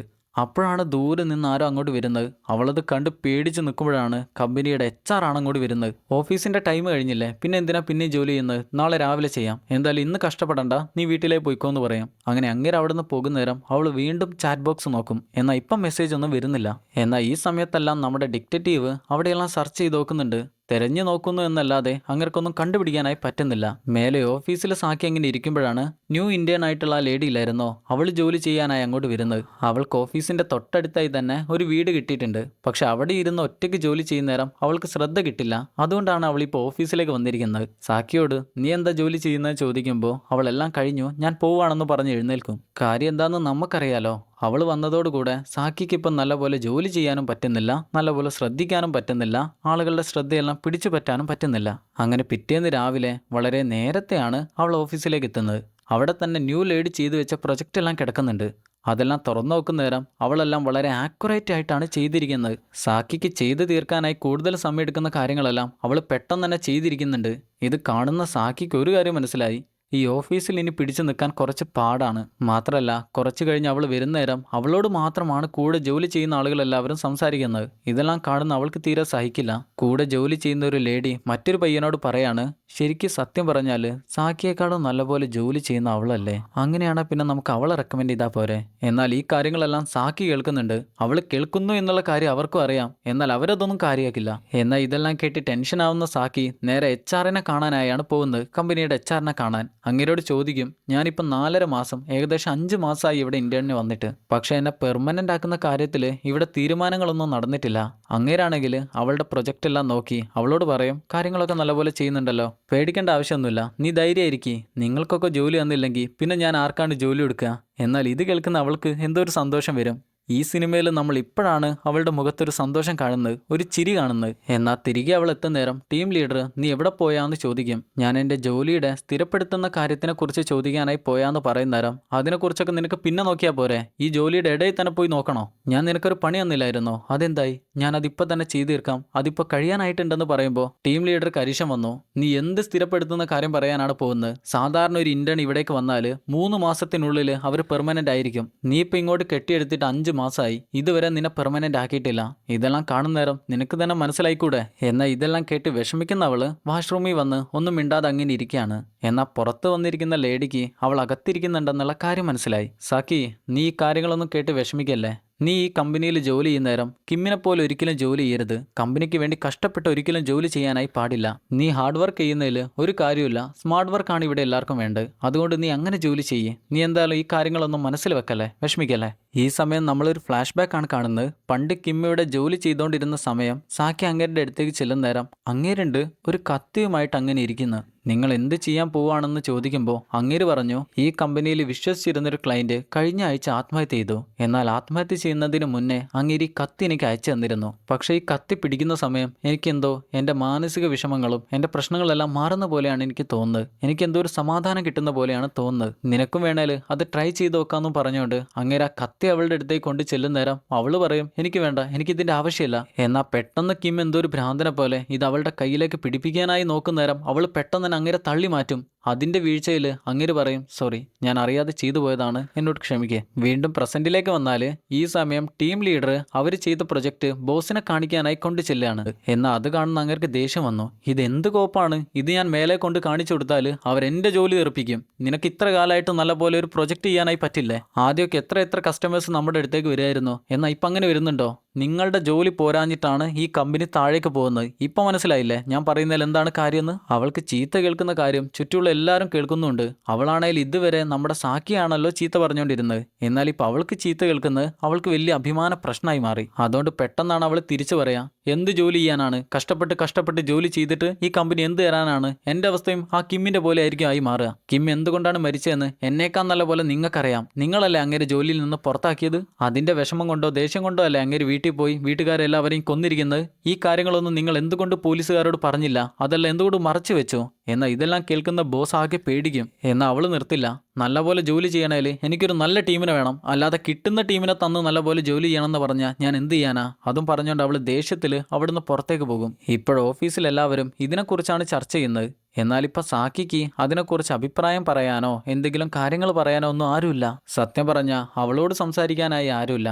അപ്പോഴാണ് ഒരാൾ മറ്റൊരാളോട് ചോദിക്കുന്നത്, സാക്കിയാണോ അല്ലെങ്കിൽ മറ്റേ പെൺകുട്ടിയാണോ ഇവിടെ ജോലിക്ക് വേണ്ടതെന്ന് ചോദിച്ചാൽ നീ ആരെയാണ് റെക്കമെൻഡ് ചെയ്യുക. അപ്പോഴാ പയ്യൻ പറഞ്ഞു കൊടുക്കും, സംസാരത്തിൻ്റെ കാര്യത്തിലും ജോലിയുടെ കാര്യത്തിലും സൗന്ദര്യത്തിൻ്റെ കാര്യത്തിലും ഒക്കെ പുതുതായി വന്ന ലേഡിയല്ലേ അടിപൊളി, അതുകൊണ്ട് ഞാൻ അവളുടെ പേരാണ് റെക്കമെൻഡ് ചെയ്യുക. അങ്ങനെ അന്നും എല്ലാവരും ജോലി കഴിഞ്ഞ് പോകുമ്പോഴും സാക്കി പോവില്ല. അങ്ങനെ കുറച്ച് കഴിയുമ്പോഴാണ് അങ്ങോട്ട് പുതിയ ലേഡി കയറി വരുന്നത്. സാക്കിയെ കാണുന്ന നേരം, നീ എന്താ ഇറങ്ങുന്നില്ലേ, നമുക്ക് ഒരുമിച്ച് ഇറങ്ങിയാലോ, നമുക്കിന്ന് ഒരുമിച്ച് ഭക്ഷണം കഴിക്കാമെന്ന് പറയുമ്പോൾ അവള് പറയും, സാക്കി പറയും, ഏയ് അതിൻ്റെ ആവശ്യമൊന്നുമില്ല, എനിക്കതിൽ താല്പര്യമല്ല. ന്യൂ ലേഡി പറയും, ഞാൻ എല്ലാവരോടും നല്ലപോലെ സംസാരിച്ചിരുന്നു, എന്നാൽ നിന്നോട് മാത്രം നല്ലപോലെ സംസാരിക്കാനായി പറ്റിയില്ല. അതിൻ്റെ കാരണം എന്താണെന്ന് നിനക്കറിയാലോ എന്ന് സാക്കി ചോദിച്ച് എന്തായാലും ഞാൻ വരുന്നില്ല എന്ന് ഉറപ്പിച്ച് പറയും. അങ്ങനെ അവളും അവിടെ നിന്ന് ഇറങ്ങിപ്പോയി. സാക്കി എന്തിനാണ് ഇവിടെ നിന്നേന്ന് വെച്ചാൽ അവരെല്ലാവരും ഇറങ്ങിപ്പോയി കഴിഞ്ഞപ്പോൾ അവൾ നേരെ ബോസിന്റെ റൂമിലേക്കാണ് കയറി ചെല്ലുന്നത്. ബോസിന്റെ ഫയൽസ് എല്ലാം എടുത്തു നോക്കുന്ന നേരം അങ്ങേര് റെക്കമെൻഡ് ചെയ്തിരിക്കുന്നത്, ഇവിടെ പെർമനന്റ് ആക്കാനായി റെക്കമെൻഡ് ചെയ്തിരിക്കുന്നത് ന്യൂ ലേഡിയാണ്. ഇത്രയും ദിവസം അവസാനം വരെ അവൾക്കൊരു ജോലി ഇവിടെ കിട്ടുമെന്നുള്ള പ്രതീക്ഷ അവളുടെ ഉള്ളിലുണ്ടായിരുന്നു. എന്നാൽ ഇപ്പം മനസ്സിലായി ആ ജോലി കൂടെ അവളുടെ കയ്യിൽ നിന്ന് പോയെന്ന്. അവളുടെ കുടുംബമാണെങ്കിൽ കഷ്ടപ്പെട്ടാണ് ജീവിക്കുന്നത്. അവൾക്കൊരു ജോലി കിട്ടിയാൽ മാത്രമേ അവളുടെ കുടുംബത്തിനെ അവൾക്ക് നല്ലപോലെ നോക്കാനായി പറ്റൂ. ഈ കാര്യങ്ങളെല്ലാം മനസ്സിലേക്ക് എത്തുന്ന നേരം അവൾ നല്ലപോലെ പേടിക്കും. എന്നാൽ ഈ സമയമാണ് താഴേക്ക് ഒറ്റയ്ക്ക് സിഗരറ്റ് വലിക്കാനായി പോയിരിക്കുന്ന ബോസ് ലൈറ്റർ കയ്യിൽ എടുത്തിട്ടില്ല എന്നുള്ള കാര്യം മനസ്സിലാവുന്നത്. സാധാരണ കൂടെ ആ മാനേജർ കൂടെ ഉണ്ടാവുന്ന സമയത്ത് അങ്ങേരായിരുന്നു ഇതെല്ലാം ചെയ്യാറ്. എന്നാൽ ഇപ്പൊ ലൈറ്റർ ഇല്ല, കത്തിക്കാനായി എന്തെങ്കിലും ചെയ്തേ പറ്റൂ. അപ്പോഴാണ് താഴെയുള്ള നിലയിൽ ആരോ സിഗരറ്റ് വലിക്കുന്ന കാണുക. അങ്ങനെയാണ് അവിടെ ചെല്ലാമെന്നും വിചാരിച്ച് അങ്ങേര് താഴേക്ക് ചെല്ലുന്ന നേരം അവിടെ ആരെയും കാണുന്നില്ല. എന്നാൽ അവിടെ ഒരു ലൈറ്റർ കിടക്കുന്നുണ്ട്. ഈ ലൈറ്റർ ആരുടേതാന്ന് വെച്ചാ മരിച്ചു പോയിരിക്കുന്ന ആ ചെറിയ മാനേജർ ഇല്ലായിരുന്നോ തൂങ്ങി മരണപ്പെട്ട, അങ്ങേര് ഉപയോഗിച്ചിരുന്ന ലൈറ്ററാണത്. പെട്ടെന്നാണ് കറണ്ട് കൂടെ പോകുന്നത്. പേടിക്കുന്ന അങ്ങേര് ആ ലൈറ്ററും കത്തിച്ചോണ്ട് മെല്ലെ മേലെ കയറി വരും. ഈ സമയം അങ്ങേര് പേടിപ്പെടുത്തുന്ന എന്തോ ഒരു സംഗതി അവിടെ കണ്ടു. എന്നാൽ അതെന്താന്ന് നമുക്ക് മനസ്സിലായില്ല. എന്തായാലും അങ്ങേര് നല്ലപോലെ പേടിച്ചിട്ടുണ്ട്. ഈ സമയം നമ്മുടെ ഡിറ്റക്റ്റീവ് സാക്കിയെക്കുറിച്ച് കൂടുതൽ കാര്യങ്ങൾ മനസ്സിലാക്കാനായി നേരെ അവളുടെ വീട്ടിലേക്കാണ് ചെല്ലുന്നത്. എന്നാൽ അവളുടെ വീട്ടിൽ ആ സമയത്ത് ആരും ഉണ്ടായിരുന്നില്ല. കാരണം അവൾ ഓഫീസിലാണല്ലോ. അങ്ങനെ അങ്ങേര് പുറത്തിറങ്ങി പോകാൻ നിൽക്കുമ്പോഴാണ് അവളുടെ അയൽവാസി വന്ന് ഡിറ്റക്റ്റീവിനോട് പറയാ, നിങ്ങളെ കണ്ടിട്ടൊരു പോലീസിനെ പോലെ തോന്നുന്നു, നിങ്ങൾ അവളെക്കുറിച്ച് അന്വേഷിക്കാനാണോ വന്നിരിക്കുന്നത്? എന്തായാലും ഞാൻ ഒരു കാര്യം പറയട്ടെ, ഞാൻ ഇന്നലെ സിഗരറ്റ് വലിച്ചുകൊണ്ട് അവളുടെ വീടിന്റെ മുന്നിൽ കൂടെ നടക്കുന്ന നേരം ഞാനൊരു കാഴ്ച കണ്ടു. വീടിനകത്തവള് അനങ്ങാതെ അങ്ങനെ നിൽക്കുന്നത്, ഏകദേശം ടൈം ബോംബൊക്കെ നിൽക്കുന്ന പോലെയാണ് അവൾ നിൽക്കുന്നത്. തൊട്ടാലോ അനങ്ങിയാലോ പൊട്ടു എന്നുള്ള അവസ്ഥയിൽ. അതുകൊണ്ട് ഞാൻ അവളോടൊന്നും സംസാരിക്കാനായി നിന്നില്ല. പക്ഷെ അവളുടെ മുഖം കണ്ടാൽ മനസ്സിലാകും അവൾക്ക് എന്തോ കാര്യമായി സംഭവിച്ചിട്ടുണ്ട്. അത് കണ്ടതു മുതൽ എനിക്ക് നല്ലപോലെ പേടിയാന്നും പറഞ്ഞുകൊണ്ട് അവൾ പോകും. ഈ സമയം ബോസിനോട് വഴക്കിട്ടിറങ്ങിപ്പോയിരുന്ന ലീഡറെയാണ് കാണിക്കുന്നത്. അവളങ്ങനെ കാറിൽ വീട്ടിലേക്ക് പോകാൻ ഇരിക്കുമ്പോഴാണ് ബോസ് അവൾക്ക് മെസ്സേജ് അയക്കുന്നത്. ഞാൻ നിന്നോട് സംസാരിച്ച് വളരെ മോശമായിപ്പോയി. നിന്റെ പ്രൊമോഷന്റെ കാര്യമൊക്കെ നമുക്ക് പെട്ടെന്ന് ശരിയാക്കാം. ഞാനിപ്പോൾ ഓഫീസിലുണ്ട്, നീ പെട്ടെന്ന് തന്നെ തിരികെ വാ. ഇപ്പം തന്നെ നിന്നോ സംസാരിച്ചില്ലേല് എനിക്ക് സമാധാനം ഉണ്ടാവില്ല.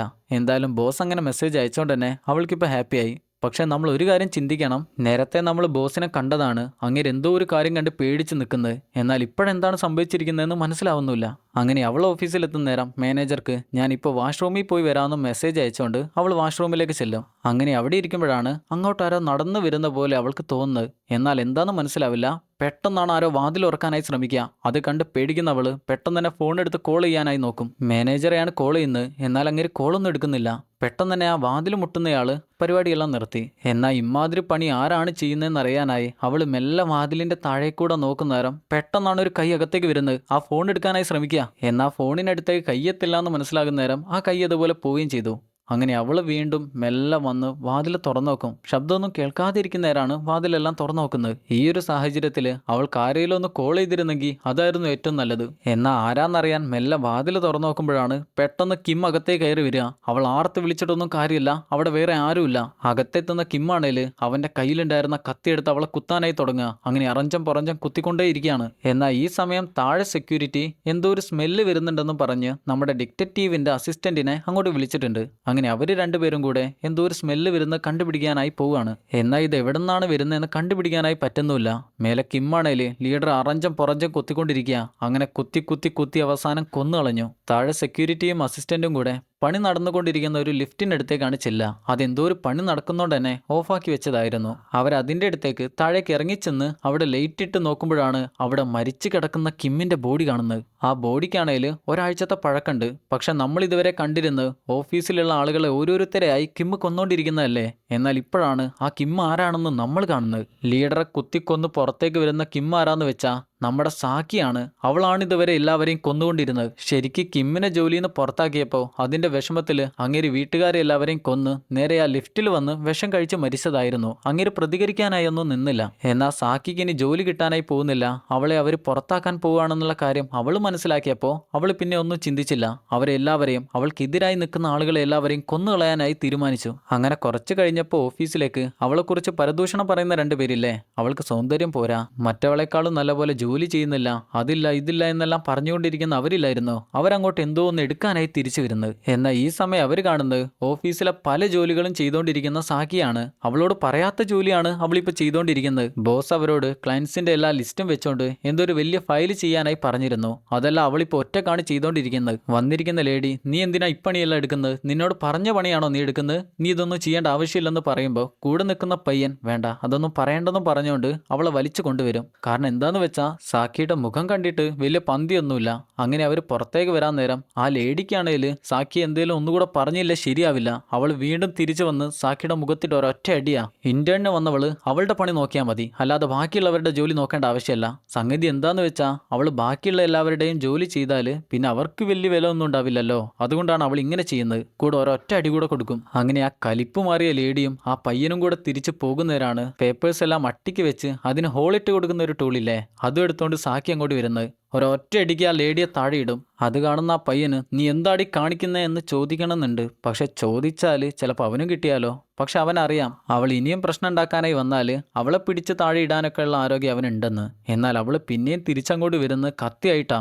അത് കാണുന്നവൻ പെട്ടെന്ന് തന്നെ പുറത്തേക്കിറങ്ങി ഓടും. അങ്ങനെ ഓടി താഴേക്ക് പോകുന്ന വഴിയിൽ അവൻ അവൻ്റെ മുന്നിൽ തന്നെ കാണുന്നത് മരിച്ചു കിടക്കുന്ന ബോസിന്റെ ബോഡിയാണ്. നേരത്തെ ബോസിനെയും സാക്കി കൊന്നിരുന്നു. എന്നിട്ട് ബോസിന്റെ ഫോൺ ഉപയോഗിച്ചാണ് ലീഡർക്ക് മെസ്സേജ് അയച്ച് ലീഡർ ഇങ്ങോട്ട് കൊണ്ടെത്തിച്ചിരുന്നത്. ഈ സമയം കിം നേരത്തെ മരിച്ചു എന്നുള്ള കാര്യം അസിസ്റ്റന്റ് പറഞ്ഞു കൊടുത്തിട്ട് നമ്മുടെ ഡിറ്റക്റ്റീവിന് മനസ്സിലായി. അങ്ങനെ ഇപ്പോൾ പെട്ടെന്ന് തന്നെ ഓഫീസിലേക്ക് വന്നുകൊണ്ടിരിക്കുകയാണ്. കാരണം ഓഫീസിലേക്ക് അവസാനമായി കയറിപ്പോയ കിം മരിച്ചിട്ടുണ്ടെങ്കിൽ പിന്നെ ഈ കൊലപാതകമെല്ലാം ആരായിരിക്കും ചെയ്യുന്നത്. അങ്ങനെ അങ്ങേര് ആ ബിൽഡിങ്ങിന് താഴെ എത്തി ഓഫീസിലേക്ക് ചെല്ലുമ്പോഴാണ് തൊട്ട് പിന്നിലുള്ള കാറിന്റെ മേലേക്ക് ആ ലേഡിയുടെ ബോഡി വീഴുന്നത്. മേലേന്ന് സാക്കിയാണ് ഇമാതിരി പണി എടുത്തു വെച്ചിരിക്കുന്നത്. ഇനിയിപ്പോൾ പോലീസുകാരെ മേലെ കയറി വന്നാൽ അവൾ എന്തായാലും കണ്ടുപിടിക്കും. അതുകൊണ്ട് ഇനി എന്തെങ്കിലും ചെയ്തേ പറ്റൂ. അവൾ തിരികെ റൂമിലേക്ക് ചെല്ലുമ്പോഴാണ് അവൾ നേരത്തെ ഉപയോഗിച്ചിരുന്ന ഒരു കത്തിയില്ലായിരുന്നോ, ആ കത്തി എടുത്തോണ്ട് ആ പയ്യൻ അവിടെ നിൽക്കുന്നത്. അവൻ നേരത്തെ ബോസിന്റെ ബോഡി കണ്ടപ്പോൾ തന്നെ ഒരു കാര്യം ഉറപ്പിച്ചു കഴിഞ്ഞിരുന്നു. ഇനി തിരികെ വന്ന് അവളെ കൊന്നിട്ട് തന്നെ ബാക്കി കാര്യം. അതിന്റെ പേരിലാണ് അവൻ വന്നിരിക്കുന്നത്. സാക്കിയാണേല് സോറി, എന്നെ അങ്ങനെ ഒന്നും ചെയ്യല്ലേ, ഒന്നുമില്ലേലും നമ്മളൊക്കെ ഒരുമിച്ചല്ലേ ജോലി ചെയ്യുന്നതെന്നും പറഞ്ഞ് അവന്റെ അടുത്തേക്ക് വന്ന് പെട്ടെന്ന് ആ കത്തി പിടിക്കും. അങ്ങനെ അവര് രണ്ടുപേരും ആ കത്തിക്ക് വേണ്ടി അടിയായി. കത്തിയൊന്ന് അങ്ങോട്ടോ കത്തിയൊന്ന് ഇങ്ങോട്ടോ വന്നാൽ പള്ളക്ക് കയറും. അതുകൊണ്ട് തന്നെ അവൾ ശ്രദ്ധിച്ചാണ് പിടിക്കുക. അതിന്റെ ഇടയിൽ ആ പയ്യന്റെ കൈക്ക് മുറിവേറ്റു. മുറിവേറ്റാലെന്ത്, അവൻ ആകെ ഒരു ഒറ്റ തീരുമാനമേ ഉള്ളൂ, അവളെ എങ്ങനെയെങ്കിലും കൊന്നു കളയണം. അങ്ങനെ അവളെയും പിടിച്ച് മറിഞ്ഞ് താഴെ വീണ് വീണ്ടും അടിയാണ്. ആ അടിയുടെ ഇടയിൽ അവൻ ആ കത്തി വെച്ച് അവളുടെ വയറ്റിൽ ഒരൊറ്റ കുത്ത്. പക്ഷെ അവൻ പൂർണ്ണമായി ആഗ്രഹിച്ചല്ല അവളെ കുത്തിയിരിക്കുന്നത്. കുത്തണമെന്നുണ്ടായിരുന്നു, അവളെ എങ്ങനെയും കീഴ്പ്പെടുത്തണമെന്നുണ്ടായിരുന്നു. പക്ഷെ അവസാനം അവളെ കൊല്ലാനായി ഒരു കുത്തിപ്പോയി. എന്നാൽ മേലേക്ക് വരുന്ന ഡിറ്റക്റ്റീവ് കാണുന്നത് അവളുടെ വയറ്റിൽ കത്തി കുത്തി നിൽക്കുന്ന ആ പയ്യനെയാണ്. പെട്ടെന്ന് തന്നെ അവനോട് ഹാൻഡ്സപ്പ് ചെയ്യാൻ പറയും. അവനാണേല് ഞാനൊന്നും ചെയ്തില്ല, എല്ലാത്തിനും കാരണം അവളാണെന്ന് പറയുന്നുണ്ടെങ്കിലും പക്ഷെ അതിൽ കാര്യമൊന്നുമില്ലല്ലോ. സാക്കിയാണേല് അവനാണ് ഇതുവരെ കൊലപാതകം എല്ലാം ചെയ്തേ എന്നുള്ള അവസ്ഥയിൽ അതുപോലെയുള്ള ഭാവത്തിലാണ് കിടക്കുന്നത്. ഈ നേരം സാക്കിയെ നോക്കുന്നവന് കിമ്മിനെ കാണുന്ന പോലെയാണ് തോന്നുക. അതിന്റെ ദേഷ്യത്തിൽ കിമ്മിനെ കൊല്ലാനായി അവൻ കത്തി പൊക്കുന്നേരം പെട്ടെന്നാണ് ഡിറ്റക്റ്റീവ് അവനെ ഷൂട്ട് ചെയ്ത് കൊന്നുകളയുക. എന്നാൽ ഇപ്പൊ ഡിറ്റക്റ്റീവും വിചാരിച്ചിരിക്കുന്നത് അവനാണ് യഥാർത്ഥ കൊലയാളി എന്നാ. എന്നാൽ അവൻ ശരിക്കും നിരപരാധിയാണല്ലോ. അതിപ്പോ നമുക്കും സാക്കിക്കും മാത്രമേ അറിയൂ. അങ്ങനെ ഇപ്പൊ ദിവസങ്ങൾ കഴിഞ്ഞു ഹോസ്പിറ്റലാണ് കാണിക്കുന്നത്. സാക്കിയുടെ വയറ്റിൽ കുത്തുകൊണ്ടതുകൊണ്ട് ഇത്രയും ദിവസം അവൾക്ക് ബോധമില്ലായിരുന്നു. നമ്മുടെ ഡിറ്റക്റ്റീവിന്റെ അസിസ്റ്റന്റിന്റെയും കയ്യിൽ കിമ്മിന്റെ കയ്യിലുണ്ടായിരുന്ന ഡയറിയുണ്ട്. ആ ഡയറിയിൽ അങ്ങനെ എന്തൊക്കെയോ എഴുതി വെച്ചിട്ടുണ്ട്. കിം എന്തെല്ലാമോ എഴുതി വെച്ചിട്ടുണ്ട്. അതെല്ലാം വായിക്കുമ്പോഴാണ് പോലീസുകാരന് മനസ്സിലായത് കിം ആളൊരു പാവായിരുന്നു. അവന്റെ കുടുംബം ഒരിക്കലും പട്ടിണിയാവരുതെന്ന് അവന് വലിയ ആഗ്രഹമുണ്ട്. അതിന്റെ പേരിലാണ് അവൻ ആ കമ്പനിയിൽ കഷ്ടപ്പെട്ട് ജോലി ചെയ്തുകൊണ്ടിരുന്നത്. എന്നാൽ അവന്റെ കഷ്ടപ്പാടൊന്നും അവരാരും മനസ്സിലാക്കിയില്ല. മാത്രമല്ല അവൻ ആകെ കൂടെ അറിയാവുന്ന ഈ ഒരു ജോലി അവന്റെ ബോസ് ഇല്ലാതാക്കുകയും ചെയ്തു. അവൻ ഈ ജോലിയിൽ നിന്ന് പുറത്താക്കി. അതിന്റെ വിഷമത്തിലാണ് ഞാൻ ഇനി എന്റെ കുടുംബത്തെ എങ്ങനെയാണ് വളർത്താന്നെല്ലാം ചിന്തിച്ചുകൊണ്ട് തിരികെ വീട്ടിൽ വന്ന് അവരെ എല്ലാവരെയും കൊന്നുകളഞ്ഞ്. ഇത് മാത്രമല്ല ഓഫീസിൽ വെച്ചുണ്ടായിരുന്ന മോശ അനുഭവം, കൂടെ ജോലി ചെയ്യുന്ന ആളുകളുടെ പരിഹാസം, ഇതിനെക്കുറിച്ചെല്ലാം അങ്ങനെ എഴുതി വെച്ചിട്ടുണ്ട്. ഓഫീസിലിരിക്കുന്ന എല്ലാവരെയും തക്കം കിട്ടിയാൽ അധികാരം ലഭിക്കാനായി കടിച്ചു കീറുന്ന ചെന്നായ്ക്കളാണെന്നാണ് അങ്ങനെ എഴുതി വെച്ചിരിക്കുന്നത്. അപ്പോഴാണ് ഡോക്ടർ വന്ന് സാക്കി എഴുന്നേറ്റെന്ന് പറയാ. അങ്ങനെ അവളെ കാണാൻ ചെല്ലുന്ന ഡിറ്റക്റ്റീവ് അവൾ കുത്താനായി ഉപയോഗിച്ചിരുന്ന ആ കത്തിയില്ലായിരുന്നോ, അതാണ് അവളുടെ മുന്നിലേക്ക് ആദ്യം വെച്ചുകൊടുക്കുക. അവളാണോ ഇതെല്ലാം ചെയ്തതെന്ന് അങ്ങേർക്ക് പൂർണ്ണമായിട്ട് ഉറപ്പിക്കാനായി പറ്റില്ല. എന്തായാലും കത്തി അവളുടെ മുന്നിലേക്ക് വെച്ച് ഈ കത്തി ഞാൻ നേരത്തെ ഓഫീസിൽ നിന്റെ മേശയിൽ കണ്ടിട്ടുണ്ട്, നീ എന്തിനാണ് ഈ കത്തി കൊണ്ട് നടക്കുന്നത് ചോദിക്കുമ്പോൾ അവൾ പറയും ഈ കത്തി എനിക്ക് കിമ്മിന്റെ വെൽപ്പിന്ന് കിട്ടിയതാണ്. ഈ ഒരു കത്തി നമ്മുടെ കയ്യിൽ വെക്കുമ്പോൾ നമ്മുടെ വിഷമങ്ങളും സങ്കടങ്ങളും എല്ലാം മാറും. എന്തോ ഒരു അദൃശ്യ ശക്തി വന്ന് നമുക്ക് എന്തോ ഒരു സമാധാനം തരുന്ന പോലെ തോന്നും. അതുകൊണ്ടാണ് ഞാൻ ഇതെന്റെ കയ്യിൽ വെച്ചത്. നിനക്കിപ്പോൾ പേടിയുണ്ടോ എന്ന് ചോദിക്കുമ്പോൾ ഇല്ല, എനിക്ക് പേടിയൊന്നുമില്ല, നിങ്ങൾ എന്നെ രക്ഷിച്ചില്ലേ. അപ്പൊ തന്നെ എന്റെ പേടിയെല്ലാം മാറിയെന്ന് അവളും പറയും. എന്നാൽ അവൾ ഇതെല്ലാം പറയുന്ന നേരത്തും അവളുടെ മുഖത്ത് വിഷമമോ പേടിയോ അങ്ങനെയൊന്നുമില്ല. അവൾ നല്ല സന്തോഷത്തിൽ ചിരിച്ചാണ് സംസാരിക്കുന്നത്. ഇതെല്ലാം കാണുന്ന ഡിറ്റക്റ്റീവിന് ഒരു സംശയം, ഇത്തരം പ്രശ്നങ്ങളിൽ പെട്ട ഒരാൾ ഇങ്ങനെ ചിരിക്കോ? പക്ഷെ അവൾ എന്തുകൊണ്ടാണ് ചിരിക്കുന്നതെന്ന് നമുക്ക് മനസ്സിലാകും. അവൾക്കെതിരായി നിന്നിരുന്ന ആളുകളെ എല്ലാവരെയും അവളിപ്പോൾ കൊന്നുകളഞ്ഞു. എന്തായാലും പുറത്തേക്ക് ഇറങ്ങാൻ നിൽക്കുന്ന ഡിറ്റക്റ്റീവിന്റെ ഒരു സംശയമുണ്ട്, ശരിയായിട്ടുള്ള ആളെ അല്ലേ അങ്ങേര് പിടിച്ചതെന്ന്. പക്ഷെ ഇനിയും കണ്ടുപിടിക്കുന്നതിൽ കുറേ സമയമെടുക്കും. അങ്ങനെ ഇപ്പോൾ കുറച്ച് ദിവസങ്ങൾ കഴിഞ്ഞു. പുതിയൊരു കമ്പനിയിൽ ജോലിക്കായി ഇന്റർവ്യൂവിനായി കാത്തു നിൽക്കുന്ന സാക്കിയാണ് നമ്മളിപ്പോൾ കാണുന്നത്. ഇനി അവിടെ എന്തൊക്കെ പുകിലാണോ സംഭവിക്കാൻ പോകുന്നതെന്ന് ആർക്കറിയാം. എന്തായാലും അങ്ങനെ അവിടെ വെച്ച് ഓഫീസ് എന്ന സിനിമ അവസാനിക്കുന്നു. സിനിമ എല്ലാവർക്കും ഇഷ്ടപ്പെട്ടെന്നാണ് വിചാരിക്കുന്നത്. ഈ ഒരു കൊലയാളി ആരാണെന്ന് ഡിറ്റക്റ്റീവിന് കണ്ടെത്താനായി പറ്റിയിട്ടില്ല.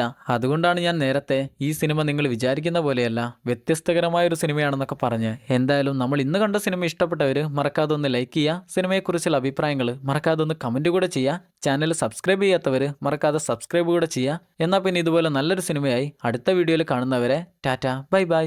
Film Chronicle.